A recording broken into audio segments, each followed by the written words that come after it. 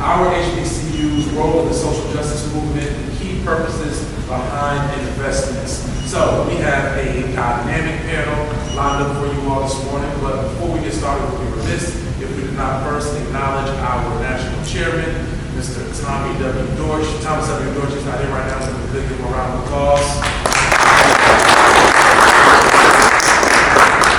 We have several of our key members and brothers here as well, but for the sake of time, we're going to move forward with the panel. I know we're running a little bit behind time, but we are going to get out of here on time because I have a date of some fish and grits and some shrimp and rice and all the gravy that New Orleans is known for, so we're going to get this show on the road. I give you all a very quick overview of what we're looking to do and discuss today. This panel of experts will share insights from real-world examples that will equip attendees with insight on different pathways to opportunities. Our goal is that you all learn our topics on social justice, and for successful audience engagement, we want you all to think about collectively what does it mean for us to have not only sustainability within our HBCUs, but what is the role of social justice, politics, as well as funding to sustain our illustrious institutions. Mr. Chambers, we'll start off with you as an individual who's not only running for office, but a very strong advocate within the community, as you alluded to, for Southern University and others. How do you think it is best for us to advocate for sustainability, specifically when it comes to funding for our HBCUs? What can we do as a community? I think as a community or institution? Well, both. I think that's the, okay. All right, see, I knew you're smart now. I know you got a 2 for 1. I think that's a twofold question. I think as a community, our engagement with these institutions has to increase. I think that we have to figure out, what are the things that the institutions are doing and how do we plug into that? How do we give support to the lifeline of that? As a community, we also have to invest in the areas around these institutions, right? When we look at HBCUs and the communities that they're in, I've been fortunate enough, my biological father lives in Jacksonville, and when we moved to Jacksonville, he didn't want to go for FAMU, so he decided to go for Cookman. And that allowed us to travel all up and down the East Coast going to MEAC campuses. Well, every time I went to an HBCU, I knew when I was getting close because I was getting to the hood, right? And for me, that should not be a reflection. That has a government component. What is government doing to invest in the areas around HBCUs? The reflection of that, I've seen LSU and Baton Rouge get hundreds of millions of dollars in student housing. There's a grocery store on their campus now. But there are legislators that have advocated for that. There's federal as well as state resources that have helped to make those things happen. You have to have an elected leader who has the capacity to have collaboration in their mindset, but also a value for the institutions that exist, right? From the institution's perspective, I think that the institutions have to do a better job articulating their vision. Too often, people don't understand or know what the goal of the institution is to say whether or not they want to put some money into it. And I know we get these lofty proposals that are 180 pages, that all the doctors have put all the dots on and the T's on.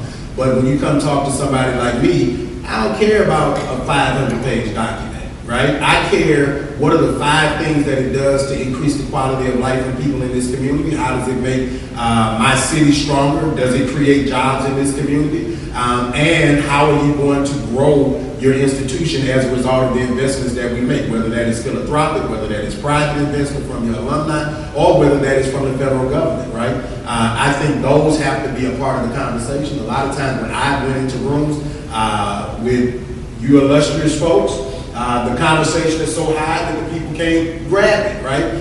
And I know that you're talking to people who are supposed to be smart, but the truth is smart people are not always commonly smart, right?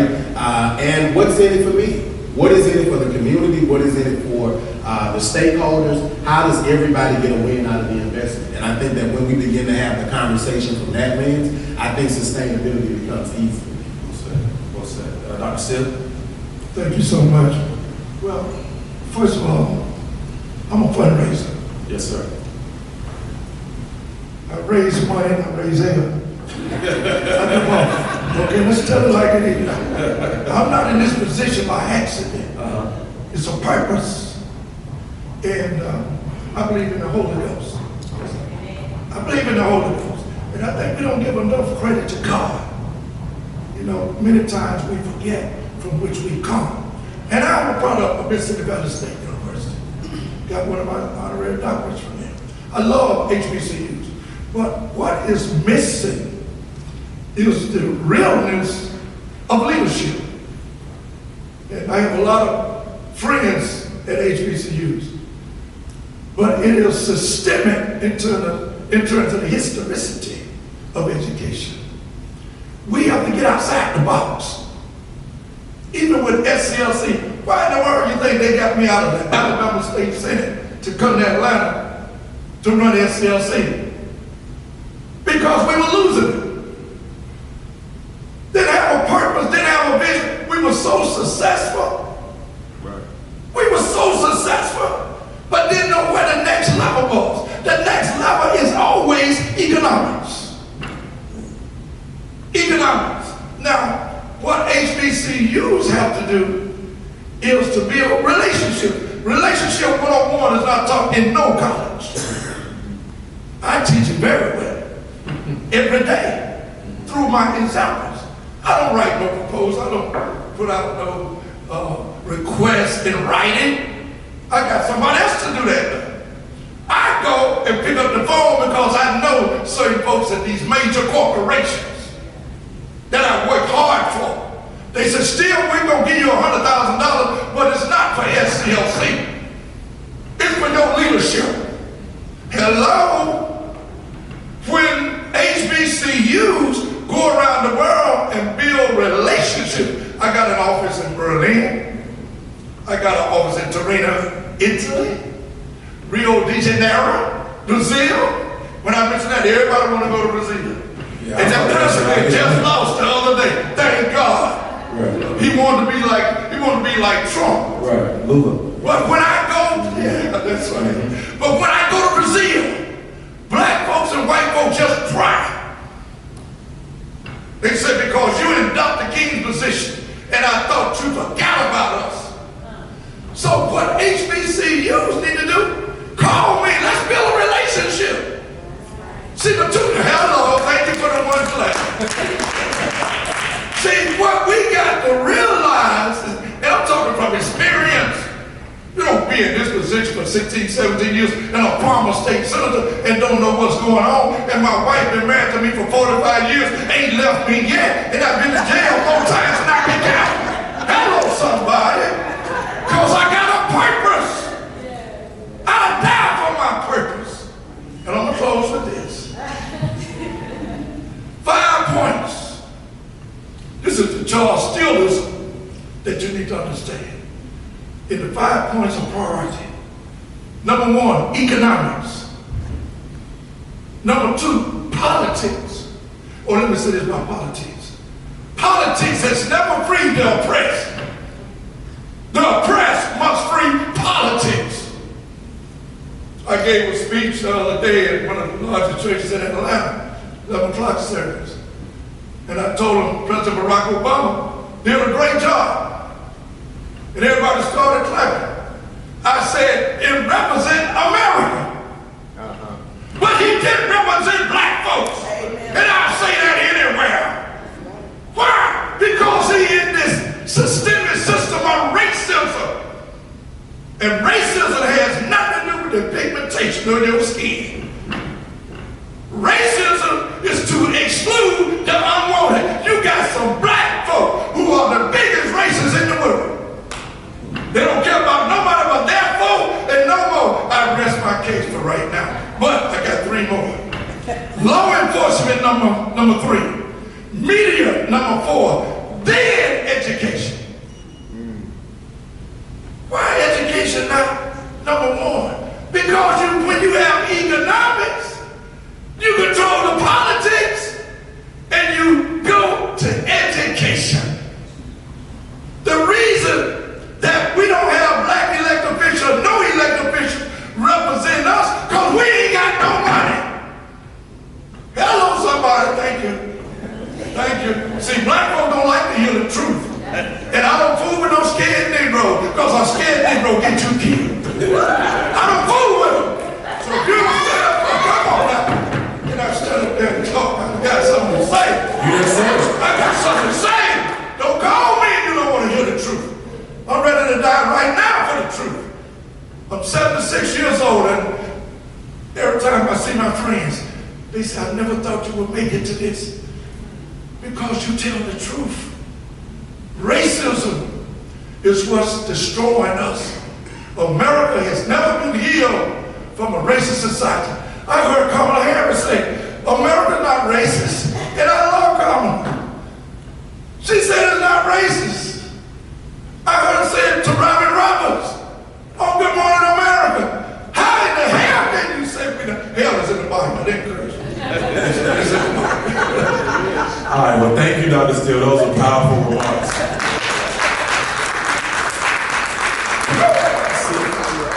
We might need to get the holy water for you. Collection plate 1.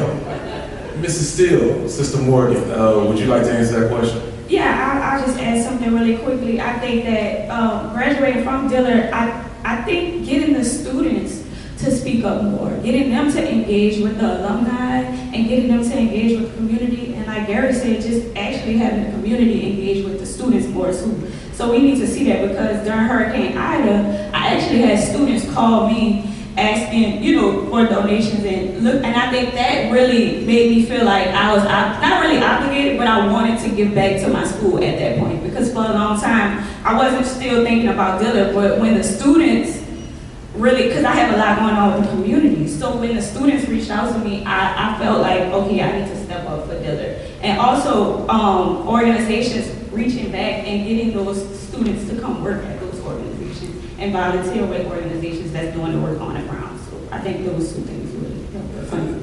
Thank you, Morgan. I think that's a phenomenal point. I want to add on to that, if I may, with a follow-up question. I currently serve as the Political Science Department Chair at Virginia State University, and got all 3 of my degrees from HBCUs, and as a former elected official, contrary to what Dr. Steele said, we don't got no black electeds who willing to die. We have another talk later. But in any event, Morgan, to your point, so when you say that, when Hurricane Ida came, and I know throughout this region, you all have had a great deal of hurricanes and several tragedies revolving around weather, but you made a very poignant point, if you will, specifically when it talked about students calling you during a very horrific time, and that connection between alumni and community and students. How do you believe that we better facilitate that relationship? I know Dr. Steele talked about how there has to be a relationship when you pick up the phone, but it sounds as if you're doing it. So how do we duplicate that, and how do more of us do that, if you will? Engagement. Visiting, going back, reaching back. That's the only way we can find out the stories. And also, too, I think they have like media, well, I know Dillard is known for like their media department, so just highlighting different stories of the students that attend those universities, because when I talk to them, they want to be involved in what's going on in New Orleans.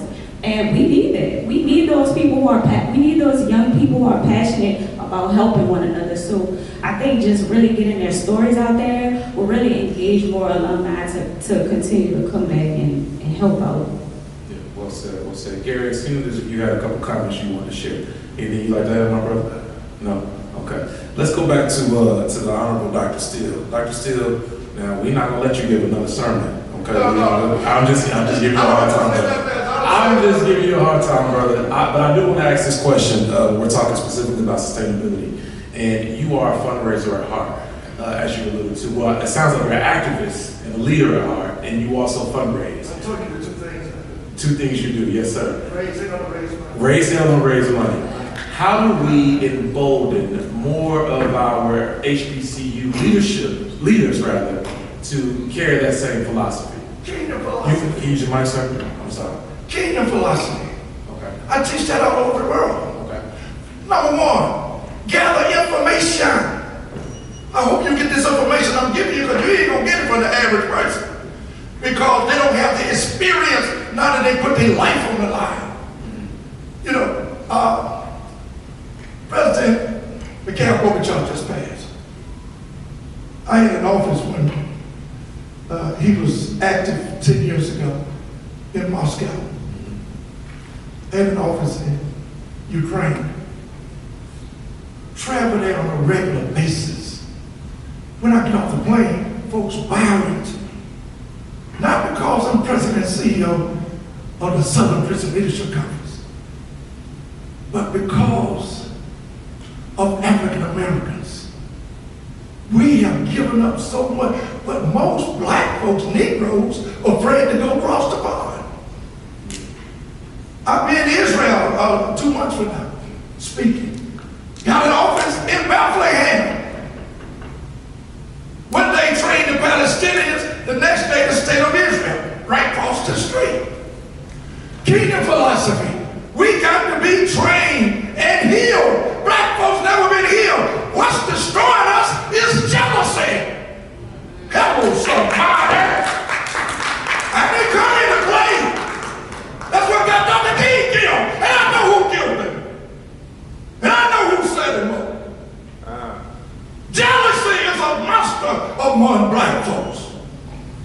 And we got to have it rooted out and got to be healed from that evilness of being jealous of one another. Even in the civil rights movement. That's why Dr. King was killed. They couldn't have killed him had not some folks around him giving out information. When he got on Time magazine, the Man of the Year, that did it. 2 reasons, I'm gonna shut up. 2 reasons Dr. King was killed. His opposition to the Vietnam War. You ain't gonna get this at no school and read no book. I got first-hand information. Number 2, the Poor People Campaign. Because this is what he said 6 months before he was killed.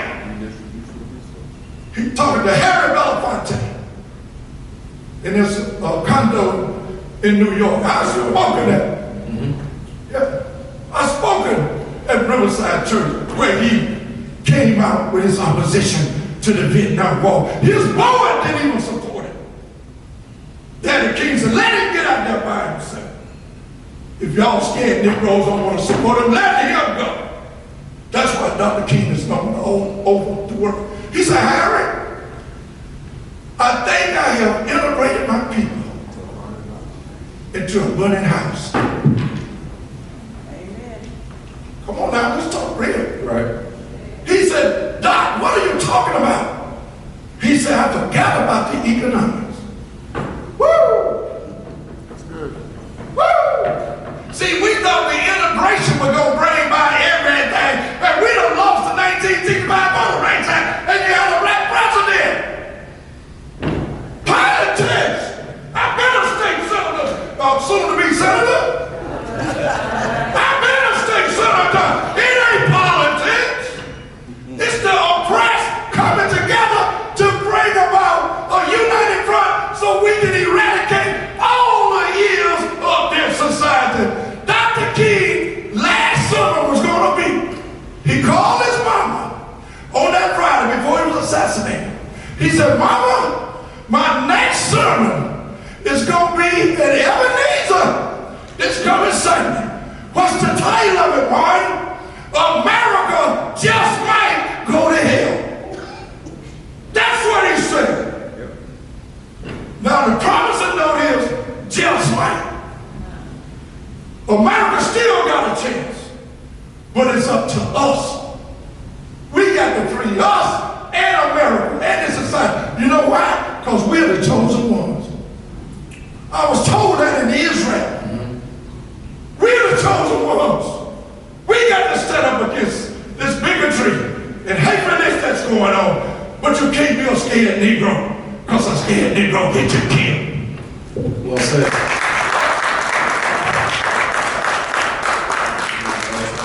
I have a follow-up question for him, but I want you to add your comments to the challenge. So I think, my brother here got me stomping over here like we in church. When Rev say something you agree with, you just got to tell the folks, right? I really think that when we look at HBCU sustainability, we got to be honest that HBCUs in many ways have neglected their community component, all right? we not engaged in the issues of the day. And let me give you an example. I was the lead spokesperson for Alton Sterling's family when he was killed by the police in Baton Rouge. Southern University students were in the streets of Baton Rouge every single day. The presidents, the board members were not. Now, if you want to get engagement with your young people, you have to care about what they care about. Because saying that you want young people to care about politics, but you don't care about the issues that they care about and the way that they care about it, is not going to get them over. You have a black man running for the United States Senate right now in the state of Louisiana, Minnie, right? Actually, which HBCUs have mobilized their student bases behind us? Come on. Not a one. Come on. Not one. Come on. Matter of fact, when we get ready to go on campus, they start talking about all these rules. We got the power to come talk to them. My Lord. But a white man in Texas, Beto, he all on Texas Southern campus. Come on. Come on. Right? All that Prairie View.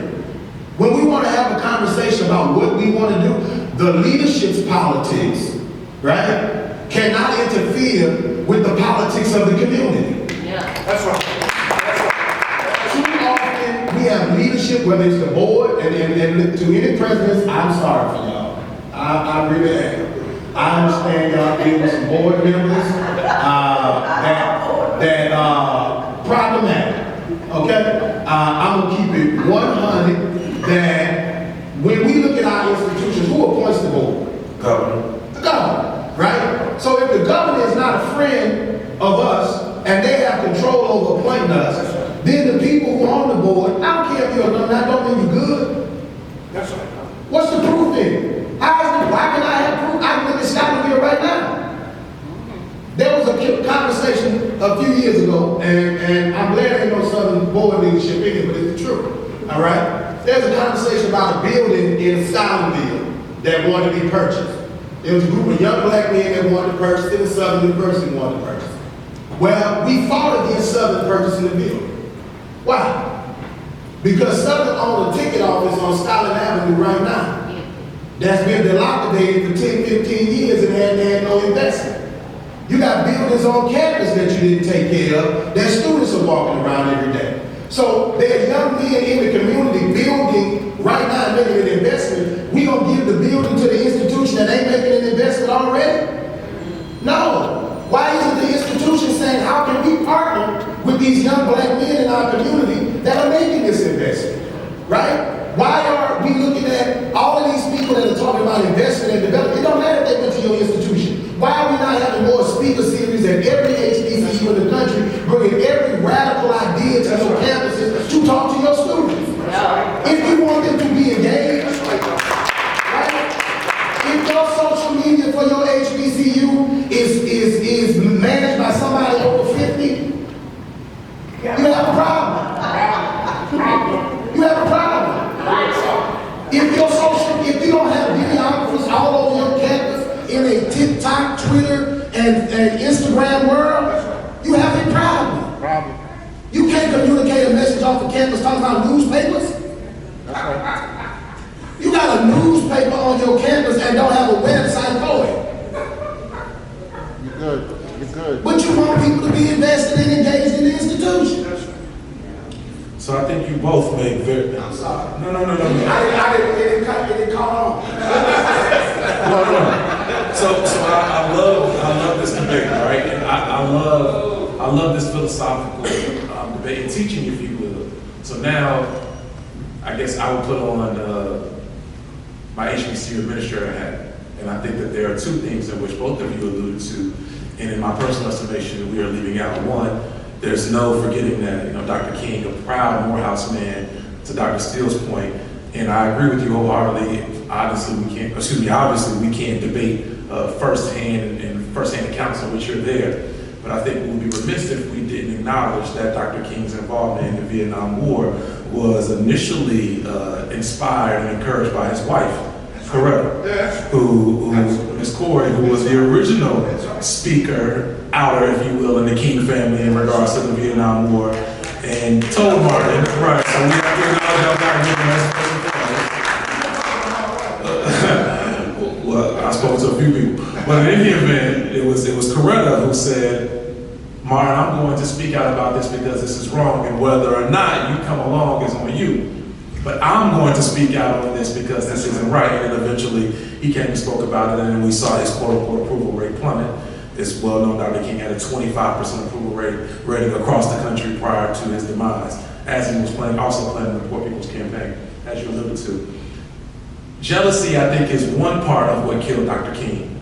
But in my personal estimation, as to Brother Chambers' points, Senator Chambers' points, infrastructure is a problem. Yes, sir. But I think both of those are byproducts and not the root cause. The root cause is white supremacy.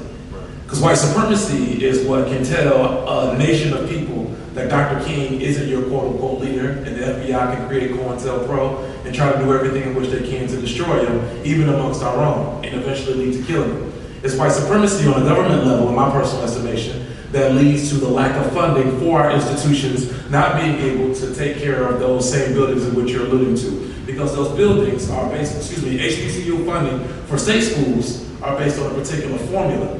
So it is important, it would be beholden of HBCU president, let's take Southern University, whom I don't know their president, but I know my president. He's going to be new, right. So if a president has, as you alluded to, a board of visitors or a board of directors who are, quote unquote, very friendly with the governor has appointed them, they have similar political philosophies. If that president wants to be able to maintain and do his job the best he can for his students, although he may have political and philosophical differences with his board, he's going to have to play nice, quote unquote, in some regard to be able to receive what little funding that we know they aren't getting as is. So how would you say you still get funding, but you're still going to be bold and quote unquote courageous and tell the governor off? Help me understand that. Not one time did I say tell the governor off, did I? Correct. Not one, I don't want to put words in your mouth. I said be where your people are. I have been in Baton Rouge my whole life almost. I've only lived outside of Baton Rouge 5 years of my life. Right. All right. I ain't never seen a president of Southern University show up at a protest. Okay. Valid. Right? And if you then want the people to show up about the things that are important to you, the institutions need to show up to the things that are important to the people in the community. Right? At the times that these things happen, all of the important Negroes get in the room and start talking about how to mitigate damages. I agree. Okay? How do we not become a part of the controversy? We want to be a part of the solution. Agreed. That's the conversation that's happening, right? Correct. Being a part of the solution is making sure that you are being present for the children in your community. That's being a part of the solution on the front side. When we talk about what I'm looking for from board leadership when it comes to the legislature and the governor, I'm talking about just the courage. When did Southern University put a statement out about Ronald Reagan to the governor? Southern University is the only HBCU system in the world. In the world. Okay? They got a campus in Shreveport, they got a campus in New Orleans, they got 3-4 campuses in Baton Rouge on one campus. Okay? Right? All of these dignified, educated, we got more judges from Southern University Law than almost any HBCU law school in the country. Right? Which means that we have been concerned about justice all these years. Right?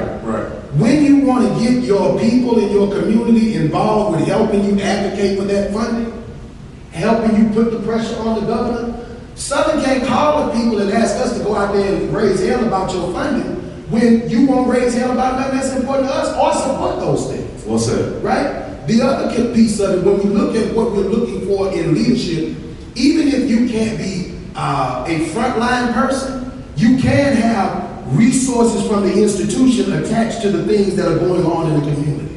Right? Too often, when tragedy happens in our communities, when things happen, we are looking for other places to solve our problems when we have an institution in most of our communities that is black, that has highly educated, qualified people that are involved, but we are not unleashing them into our communities. The only thing we're concerned about is the money.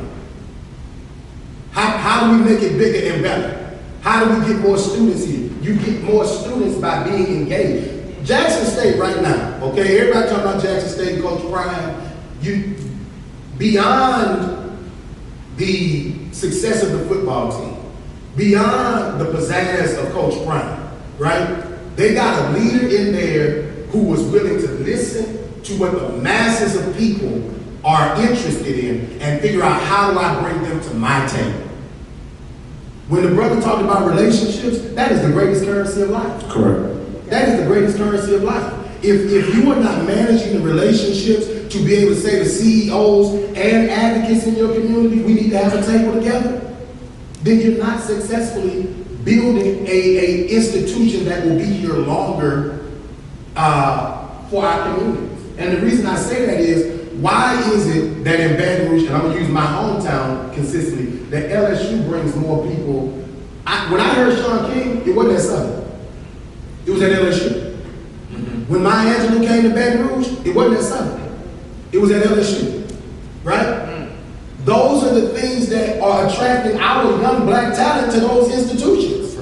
Right? The people they want to hear are going to PWIs because PWIs ain't scared of controversy. They bring crazy white folks and crazy black folks on their campuses. So much so, Penn State just last week had people running one of them MAGA folks off their campus. The students were storming out protesting. The guy was running to the car trying to get out of there. Right? Well, to students who are woke, quote unquote, well, hell, I'm going to go to Penn now. They're running people off the campus.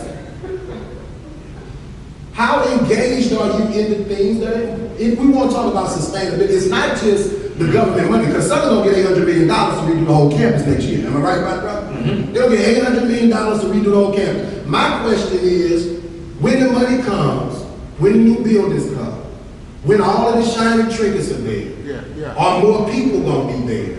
Because you've changed the way you engage with the people in your communities. I didn't get here because I have a degree. I don't have one. Didn't never go to college. I've been to college a day in my life. Okay? I didn't get here because I have a politically connected family. My mother is a school teacher and my daddy was a janitor. I didn't get here because I was so articulate. I got here because I was consistent in showing up for my people. And every time I went viral, it was because I was in my community, showing up for my people. And I built a bigger audience. And every time all of the important Negroes told me no, my people told me yeah. Right. And if we get that philosophy, your board will respond to you because your community is going to be on their doorsteps. Your board will respond to you, your governor will respond to you because your community will be walking with you. The governor of Louisiana don't like me. I don't give a damn. I got the people. And the people put him there.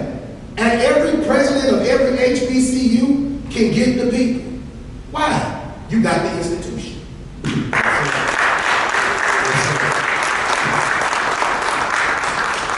Sister Morgan, I want to come back to you before these brothers get the collection plate passed along. Very impassioned talks with both of you brothers. I always appreciate it, man. No, thank you, seriously. So Ms. Morgan, you are through and through New Orleans, NOLA as y'all call it, crawfish, all that good stuff, right?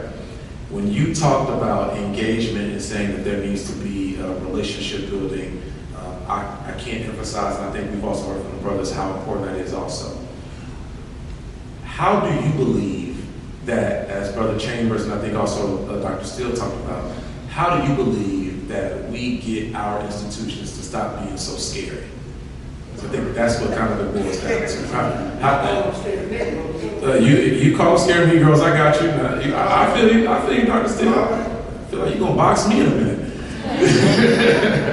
but Morgan, how do you believe that we create a level of boldness within our HBCUs to say, you know what, we're going to, as Brother Chambers said, get our presidents, and if it's not the president, we're going to be able to get on the front line and speak up about some of these things that are going on.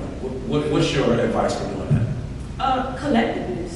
I think a lot of times we just, like, if Diller doing something, they just doing it on their own. If Xavier doing something, they just doing it on their own. So it's like, if we don't create some type of community within Diller, Xavier, Southern, Sunu, Grambling, it's like we just all kind of have a disconnect, I think.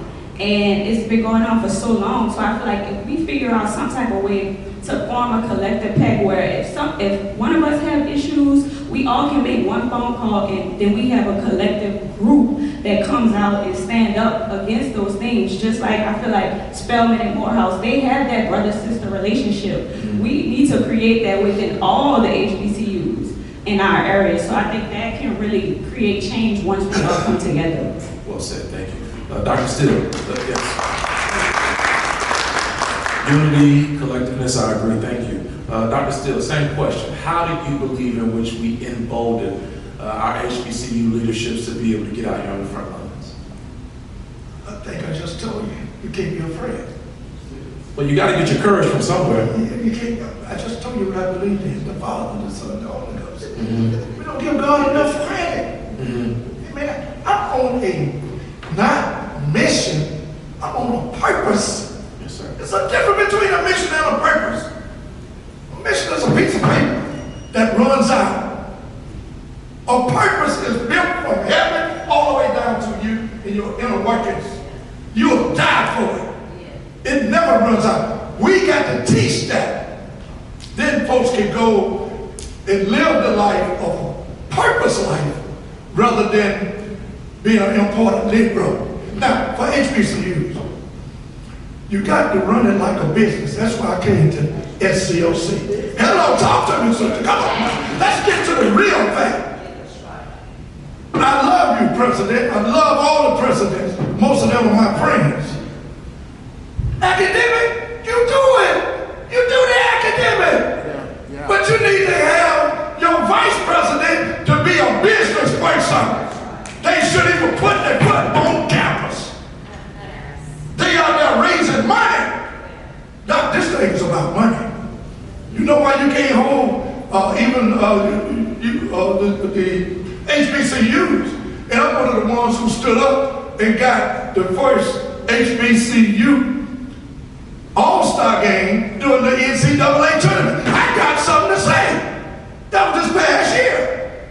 They sitting there mumbling and something when I came there talking like I talk, willing to die for it. The coach from Tennessee State, who used to be the coach, got everything he wanted, and we celebrated right here in New Orleans. Yes, sir. Because we took a stand.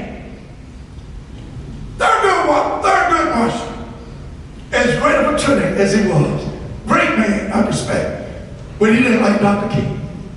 Hello? Did you know that? You've been studying. Yes, sir. Did you know that? Am I telling the truth? John Lewis neither. Don't talk about my friend.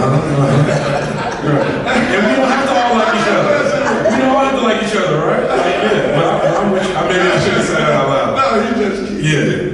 John's was a very good friend of mine. But the point is, we have different philosophies and different beliefs. You know, John Lewis and I got in some of the biggest arguments it ever was. But we came out together. We came out together. So what I'm saying is that you put the legal work over here, direct action in the middle, and all civil rights organizations say they're civil rights, they are not civil rights. That's what you got to understand and distinguish. And I ain't calling no names. Yes, sir. But I'm here this morning. Yeah. I'm calling my name. Charles Steele Jr., President, CEO of SCLC, will die for the freedom of his people. And I will stand up. Good example. And this is going to bring it to HBCU. I'm going to shut up. Listen to them. I go to Cleveland, Ohio. Listen to this story. I go to Cleveland, Ohio once a week. Little country boy from Tuscaloosa, Alabama. Been in Atlanta 18 years. But I go to Cleveland, Ohio once a week. Why are you going there, Steve? Because we get ready to shut down Sherwin-Williams, the paint company. Hello? I marched for the mayor, 34-year-old young man. Mayor Gill. I marched for him. I took a whole weekend and went to Cleveland. Doc, we dealing with Sherwin-Williams. Don't forget when you get in office, you got to support us. Because Sherwin-Williams will not have a black at the top. What they call a partnership. In other words, they saying, nobody black gonna get no money. 9 black city councilmen, all this time HBCU, a lot of them HBCUs. 9 black city councilmen out of 17. Guess whose side they on? Right. Sherman Williams. I'm supposed to speak to the black caucus. That's why HBCUs can't survive. I was supposed to speak in Columbus, Ohio, to the black caucus. Oh, they was all excited. Still, you gonna cut us? I'm gonna shut it down. I'm coming, but I'm gonna shut it down. That's me. Because I'm gonna shut it down with the truth. Soon as Sherman Williams found out I was coming, they told me we're gonna take our money back from your weekend of celebration of the black caucus. Weekend. And being a sponsor, we gonna take it back if you bring Steele in here. Guess what they did? Said you can't come. I'm sorry, but you can't come. Woo! Now, how much is that going on in Congress? Huh? How much is that going on in other states? Because we don't have the economics. We have to collaborate and bring about a stance and demonstrate direct action. All the freedom you got right now came from SCLC. It's that Brown versus Board of Education, 1954. Yes, sir. Direct action, not sitting up here acting like a big shot. Right. Man, I'm on salary being a consultant, being 2 funeral homes. Well, 1 now. I have 1 that'll be 100 years old before I say a year. I don't have to do this, but I got a what? A purpose. Dr. King said, gather information, number 1. You all know all the information, but who are you telling it to? President Barack Obama, did you know about 1965 voter rights bill going to be gutted? Section 4 and Section 5. You have a bullet pulpit. You going back to state rights. You were going back to Jim Crow. Ain't nobody saying nothing. I was there when they gutted it. Not on the inside, on the outside. When 50 people said, please, don't gut the 1965 Voter Rights Act. Should have been 50 million out there, but nobody told them, still you crazy, you still going to jail, you still marching. What if President Barack Obama would have made a relationship and a partnership with us? What if his office would have said, we join y'all. Don't get a Negro disease called amnesia and you forget where you come from. Yes, sir. I rest my case.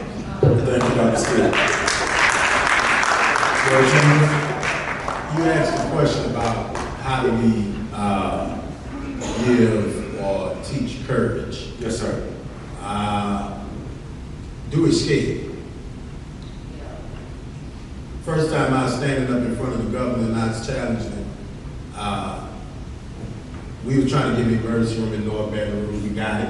But they were doing it, and the governor funded a project that would create 11 jobs, where there was a community project that would have created 64 jobs in the same, with less money, lesser investment, same type of project. We would have gotten an emergency room. One project cost $8 million, the other project cost $22 million.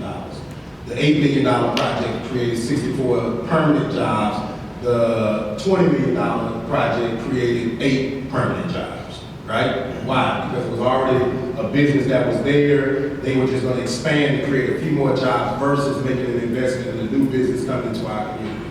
I stood up at this event and I stand in the back of the room with all the important black folks there, the governor there, he about to do this thing.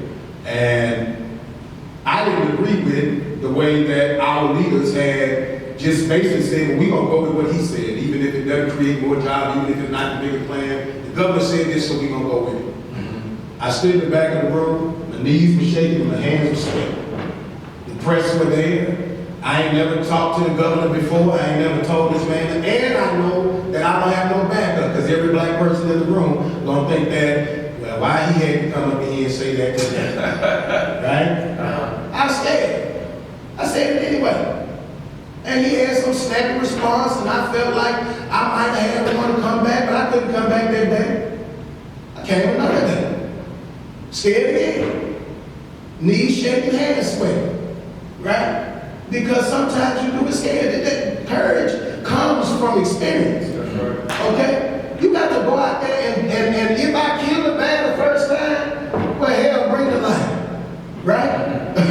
If that's the deal, once you've tested a small thing, then the bigger thing isn't a challenge. And I'm not saying that every one of us is going to end up at the steps of the Capitol, because I started off with my hands shaking, my knees shaking, my hands sweating. There's videos of me standing on top of state Capitol steps saying, John Bell, they say he's a good white man. Be a good white man. Right? Because he's a Democrat, he's a governor that was elected with 750,000 votes, 450,000 votes black. He's the governor of Louisiana because black people put him there. And we ought to put a demand on him. When we talk about board leadership too, Yes, sir. I wrote down, I said, we don't need board leaders who are just good people but add no value. Right. Or politically connected but add no value. If you can't raise no money, you're a board member, why you a board member? Hello. Okay? If you are a board member who does not help the president of your institution raise money, then the people who are the alumni should be telling the governor, don't give us no more board members who are your friends. That's right. That's right. Don't give us no more board members who win with votes for you. Because that's how we get our board members a lot of times. The person in the region who mobilized the most votes, we get preachers on the board that way, we get lawyers on the board that way, because you raise $150,000 for the government, raise $150,000 for the institution after that. Right? If we are going to talk about how we get there through having the courage to tell the governor, listen, when you get ready to make this next slate of appointments as the president of this institution, these are my hurdles. I don't have board members that are helping us raise money. I know they're your friend, I know they're good people, I know all of that stuff. And if you have not built a rapport with the governor of your state, where you can walk in the room and have that conversation, that's step one. Because you ought to be able, whether they're Republican or a Democrat. Sometimes I prefer a Republican. Because at least I can go in there and call them racist. Right? When you start dealing with Democrats, oh, well, I hired all these black people in my administration, they make you look good. You didn't hire no black folk that was unqualified. Right? How many black folk got a degree in the room? Every job you got, you earned it, didn't you? Okay? So for somebody to give us a government job, that ain't no favor to us. That's a favor to them, because black folk, they get these jobs unqualified. That's what happens for white men. They can fail up. Happens all the time. Donald Trump failed to the presidency. This man had more bankruptcies in hotels than probably anybody else, and they say he is a phenomenal businessman. Inflation is high as hell right now. We blame Joe Biden. How we got here? A shit don't turn overnight. Right? Speedboats do. The United States government is a ship. What a president does today, you won't see the impact of it most times for 2 to 3 years. You see some things immediately. Infrastructure passed last year. Where the money at? Right? Joe Biden put Mitch Landrieu over infrastructure. Anybody ever drove on the New Orleans street? Huh? Because we appoint people to positions because of relationship, not actually efficiency. Now you got a man that was the mayor of New Orleans. Got some of the worst streets in the They got potholes in New Orleans you could stand in. And Joe Biden made him over infrastructure. Why? Who was the person helping make appointments in the Biden administration from Louisiana? Y'all know his name. Okay, right? And all the Greenfield, and I'm making a point with this. Greenfield, the secretary to the UN, where's she from? Louisiana. Baker, Louisiana.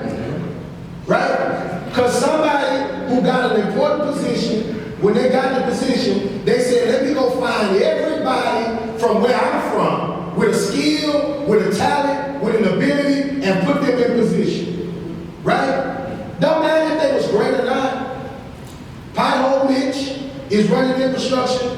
Now the sister is talented. All right? She should be there. And that's an example of the two. That we should be able to have honest conversations with the leaders that we are walking into these rooms with and say, if I was a senator, I would went to President Biden. I know they're going to put him over infrastructure.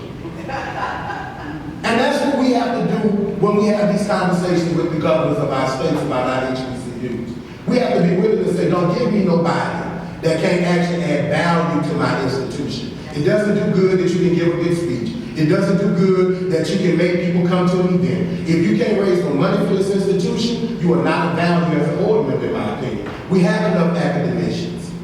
We have enough people with the knowledge and the experience to know how to do process and procedure. We don't need more oversight.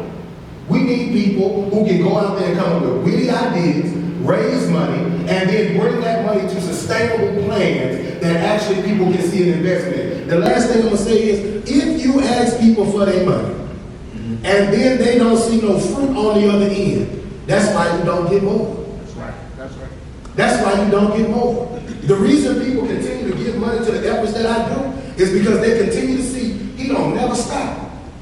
He don't ever stop. And that's the same thing for any of us in leadership, whatever position, whatever capacity you're in. People are looking to see, if I put an investment here, how long does it take for the harvest to come?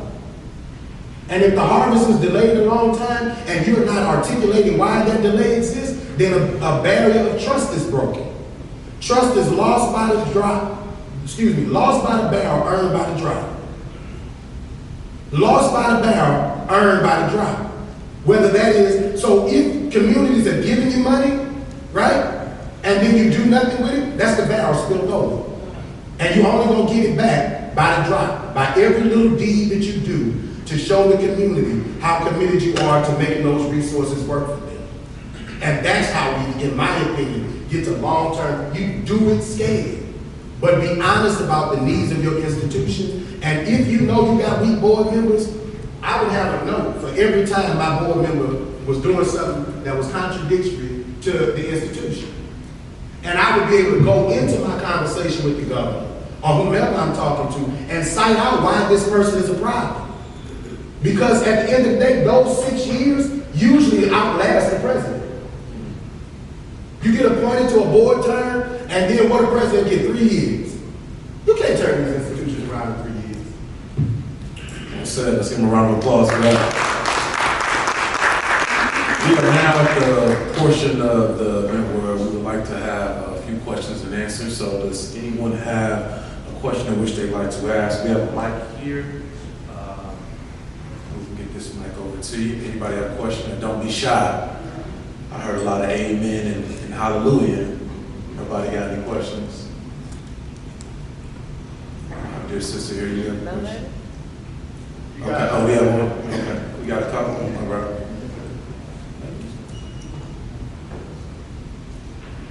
If you don't mind, please say your name and where you're from.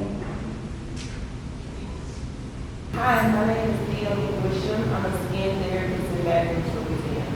My question is, because y'all have already said we have scared Negroes in our system, what do we do with them there now? Because like Mr. Chambers said, they have 6 years on the board. So what do we do right now with them? And moving forward, how do we not replace them with more scared Negroes? May I take a shot at that? We know you are. Go ahead. I'll be remiss if I just say hello to my friend, Mr. Tucker Deutsch. Our national chairman. Yes.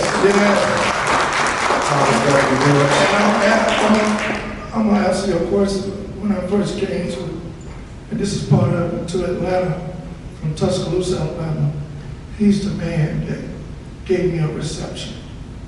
First in Atlanta, and had a fundraiser for me, and been my friend ever since, because this is a very tough job. I just want to thank him publicly.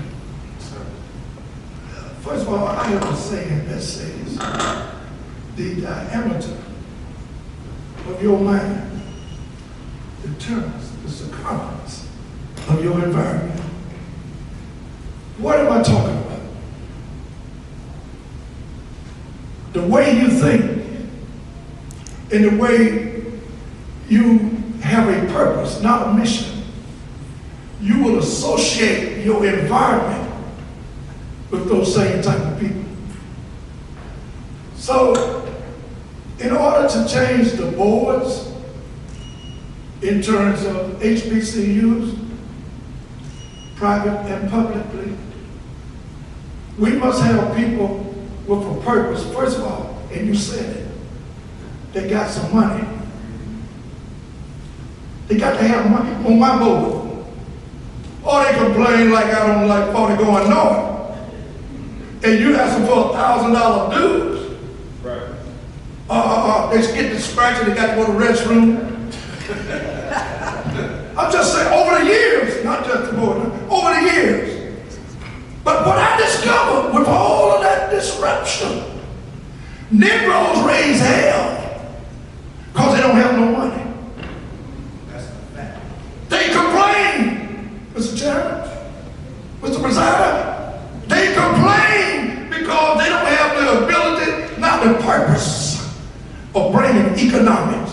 SCLC can't, I'm gonna use, because I'm here, I'm gonna use SCLC. We can't run this organization for free. Had a young man in jail in Fulton County the other day, came from Birmingham, Alabama. Gonna play on the fact I'm from Alabama, you know. And I spent on 2 weeks trying to get the young man out of jail. Thank God we got him out of jail. But then you got black folks in position in these jail places treat you inhumanely. They treat you like you're not a human. And no respect. But the sheriff, who I know very well, I call that sheriff, he took care of it. Sheriff LeBack in Fulton County took care of the problem. So what I'm saying to you, young lady, don't hang around folks who don't have a purpose.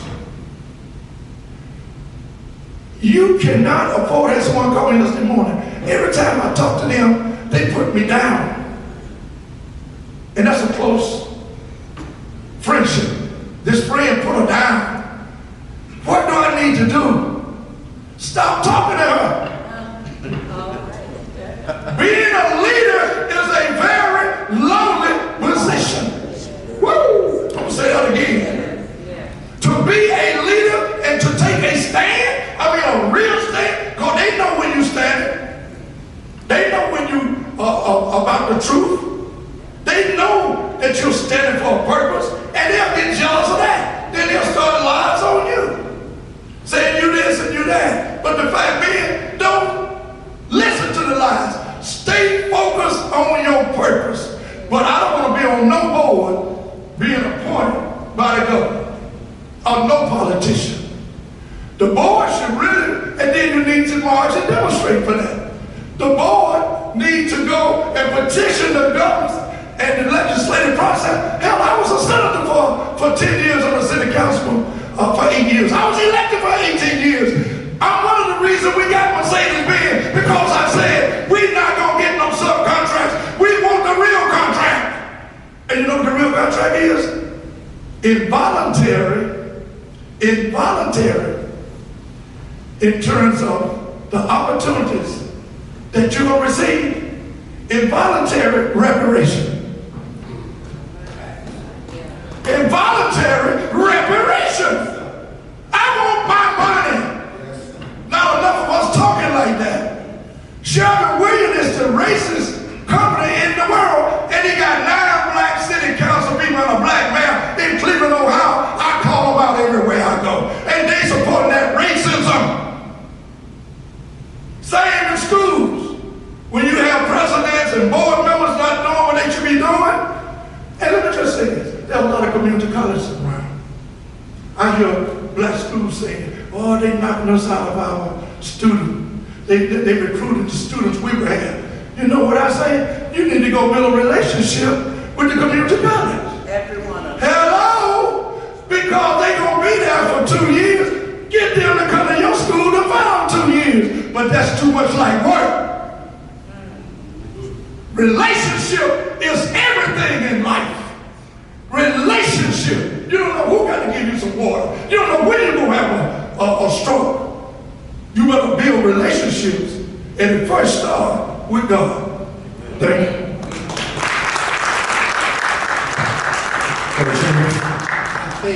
I think you have to lead by example. The original question, Well, she asked specifically, Scared Negroes. scared, right? We have a few of them. I don't get rid of it. Right. So, Mayor Jackson's last speech, the mayor of Atlanta, his last speech was Scared Negro Syndrome. A lot of folks don't know that because there wasn't no YouTube back then for the speech to be all over the place. For me, I talk about, in Baton Rouge, the median income for black folk is $42,000. For white people, it's $84,000. I talk about $60,000 Negroes. People who are between the gap where you feel like you're achieving white wealth and where black people are.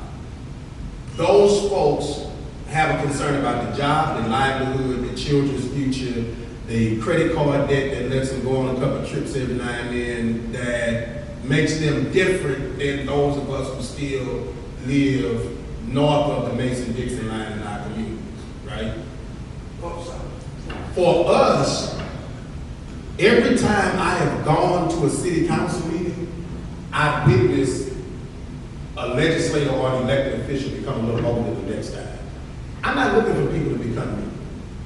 I'm not looking for a bunch of Gary Chamberses or a bunch of any of us to be duplicated. I'm looking for you to be the best you can be in advocating for us, right?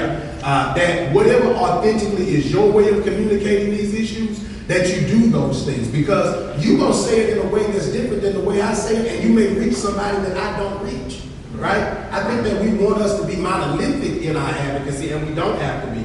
I'm not saying we all gotta be loud. We don't all have to raise our voice like me and my brother here. We don't all have to be bombastic. But we do all have an obligation to use our platforms and our voices, right? And I think that when you set your example in front of people, other people naturally follow that example. Sometimes in our communities, we just have not seen an example in such a long time.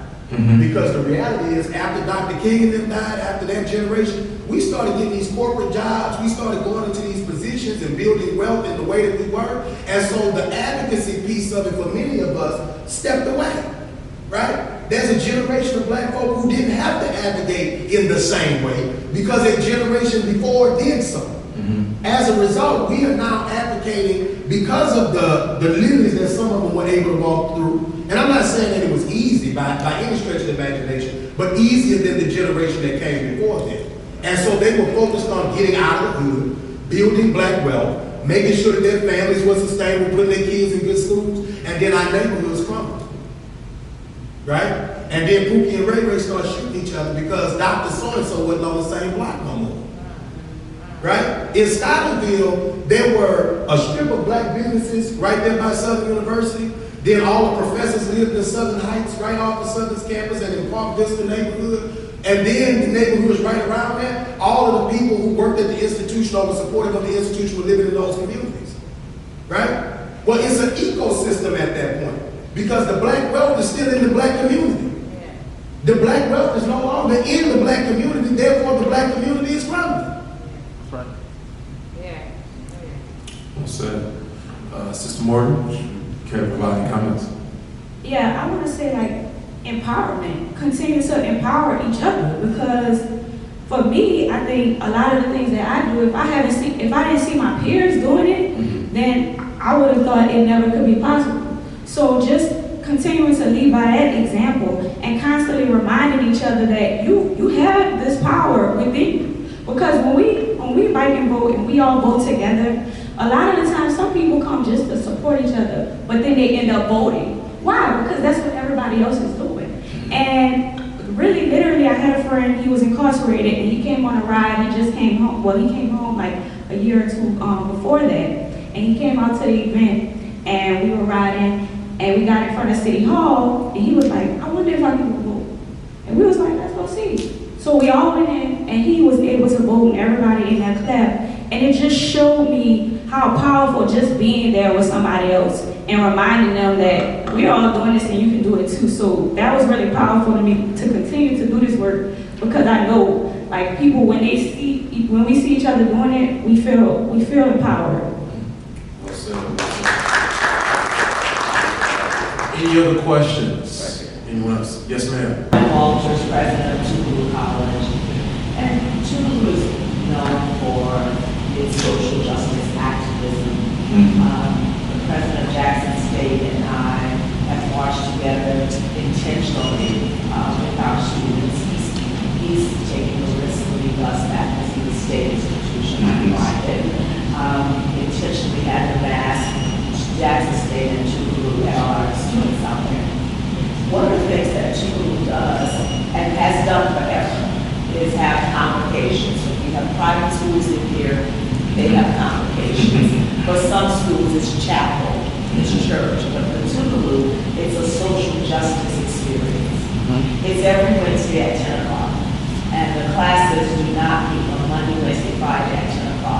just because of convocation on Wednesday.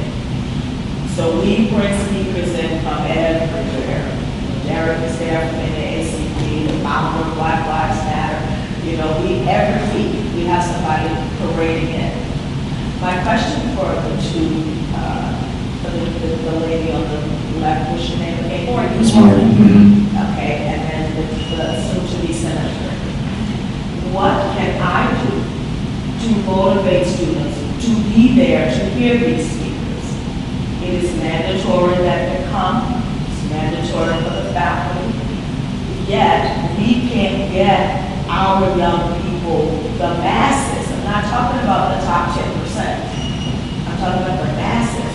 How do we motivate them to be in the room to hear these speakers? Many times, I'm sitting here looking. Now, the freshman has to be in one location, so I can look and see half my freshmen still in bed. You know, I have a high school on campus where you can make them, right? So they're all sitting there. My seniors and my juniors, how do we get them engaged to say, this is your role, this is your responsibility, we're turning all of this over to you in a little bit. So give me your feedback on that. How do you make it sexy? Absolutely. How do you make it sexy? That's the question, right? I think that you got to trick young people. Bring a rapper with them, right? Don't just bring the president of the NAACP. Bring the president of the NAACP and give me a rapper, Lil Baby, right? Don't too often. I think that we are investing in hip hop for our homecoming concerts and Spring Fest and all of these other things like that. And we should be bringing them to the tables with our leaders, our thought leaders. And here's the reason I say that. We don't get to talk to them. I don't get to talk to Lil Baby, but you can make that happen. Because the institution can put us both in the room and make us both have a private lunch together before we go in and do this panel discussion with the students, right? That we both get to talk about entrepreneurship and their career and how they've evolved into this. You have a great alumnus, Dr. Lakeisha Hallman, a really good friend of mine, right? We work tirelessly about figuring out how do we connect things to make it attractive. Her store in Atlanta, right, is sexy. It's not just in the Village Market, it's trendy. It's got all of the things that make it look good. If you ask a bunch of young people to come sit in this room and listen to this panel, why? What's in it for them, right? We have to make sure that when we're convening these people, that there are people that are interesting to them. And if there's not an interest in them, how do we make something attached to it interesting? If it ain't bringing Lil Baby, maybe it is there's a DJ with this afterwards, right? Or there's a party of some sort right before. Should you have to do that? No. But the reality is, who raised this generation? All right? So if you're mad that they come in and they don't want to be focused, who was their mamas and daddies? Okay? Who gave them the ability to make all these independent decisions that when they got to college, they was going to be so damn independent? Right? Because my parents are old. All right? My mom's 76, my dad is 79, so they was thrown off from the beginning. And I didn't really have a lot of options about what I could and couldn't do. I went to prayer with my mom at 5 o'clock in the morning, right? Monday through Friday. I went to church on Tuesday night for Bible study and Friday night for Bible study. I went to church on Sunday morning. And whether you wanted to go or not, you was going, right? That taught me obligation and responsibility, okay? Most of these young people don't have that. Mama went to church, kid got the fussing, you left him at home, right? You went to church. So those kids are on your college campus, all right? And unless you give them a carrot with the stick, they ain't coming. They ain't coming. So, and I would talk to your SGAs, your student government, and I would ask them specifically what are the students asking for that we can't give them in homecoming or this, and figure out how do you incentivize. If you can't bring somebody for every week, how do you incentivize the weeks that you can't bring somebody else that make it attractive for them to be there? If you go to X amount of these things and show your attendance through the full section, then you get access to this event that we're doing at the end of the month. All of that type of stuff gives a caveat that brings people in. I think that I want to give you a second this morning. Now, in respect to that, some of the things in which you mentioned require money. Baby ain't coming for free. DJ Envy ain't coming for free. So now we collectively have an obligation to ensure, as alumni, supporters, and so forth, to donate so that we can allow our students to have the best and fullest experience in which they want, or that we desperately want them to have. Now, I have a little bit of privilege at my school. My president, Makola Abdullah, he allows me to do my thing, do what I need to do. But I also have to raise my own money to be able to provide the experiences that I need to. It's imperative that, again, if we say we want our students to be able to do A, B, and C, then we have to show them with our actions, our time, our talent, and most importantly, our treasures, as Dr. Steele said, the economics. We have to give back in order for us to allow them to have these experiences, because again, they're not free. But let me say this. Please. It also has to be a priority. Right? You've clearly made this a priority at your institution, right? So if it's a priority, priorities have budget items. Priorities have a budget line. Agreed. We have a lot of institutions that we have budget lines for a lot of things that don't actually attract new students. If you want to be successful in attracting new students, I know a couple of professor salaries that can be decreased. I ain't talking about professors. I'm talking about professors who get appointments. No, we got to tell the truth about Let me just say something, because you're saying a lot of great things, but I stated in my meeting over there that, you know, one of the challenges I have is that we lump all HBCUs together, and we cannot do that I can't. because they're state and private. Two separate entities. Two separate entities. So when you talk about competing priorities, when you think about private instruction versus state, my private faculty are making 2 times less than a state faculty. So let me just clear you up. I want you to be well educated about this. So when you look at private HBCUs, there are some faculty who work there and haven't had a raise in 5 years. So the competing priority, every nickel I get is because I've knocked on the door and asked somebody for it.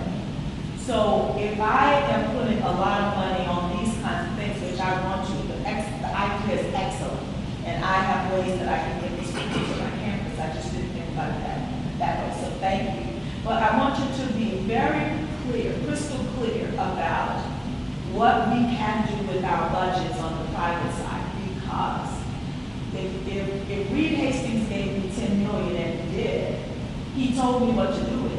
Restricted funds. Exactly, and I can't just go pay your baby. No, With- no, no. And when you said that, you know, 3 years, people want to see what you did with that money.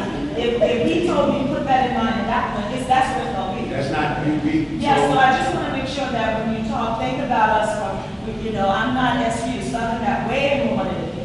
Okay, And I'm so, not, but you the already idea a is difference. perfect. You are a Great difference idea. because you're bringing them every week. Yeah. Okay, so you're not the person I'm talking about. But the majority of our institutions do have more money to do this and don't. And we should be honest about that conversation.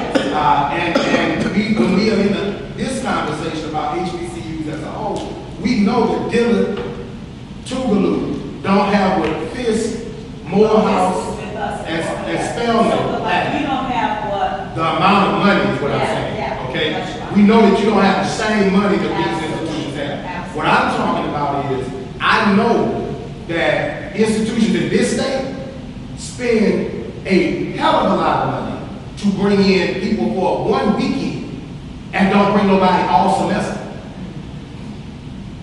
That happens every year.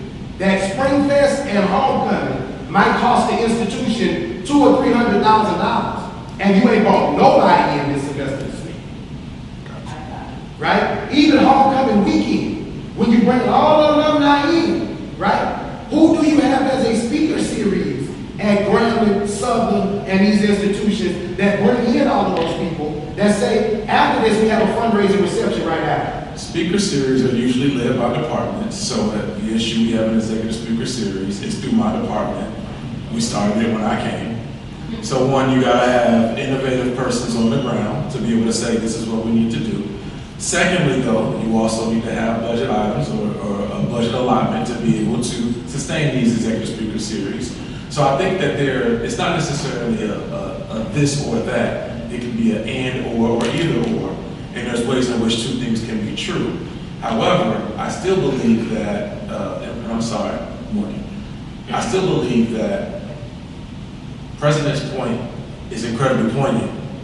When we talk specifically, i.e. speaker series, the budgetary allotment, even from a public institution and a private institution in Louisiana, Atlanta, Virginia, North Carolina, and so forth, they are so different that it makes things with other competing priorities very difficult to carry out these ideas. So do you, Hold on. So to that point, that's where I believe that influencers, i.e. me, you, Sean, whomever, we have to make concerted efforts to support our institutions, because in order for us to, again, bring these kind of opportunities, we have to have the money. I don't know how else we can get around that part, as Dr. Steele said. You have to have money to provide nice buildings, to go out and recruit, to bring in the best faculty. I cannot tell you how many times, and I'm not tooting the horn, I just want to say this point. My president, we have conversations all the time. I know once a month, he's asked, how did you have Wes at your school?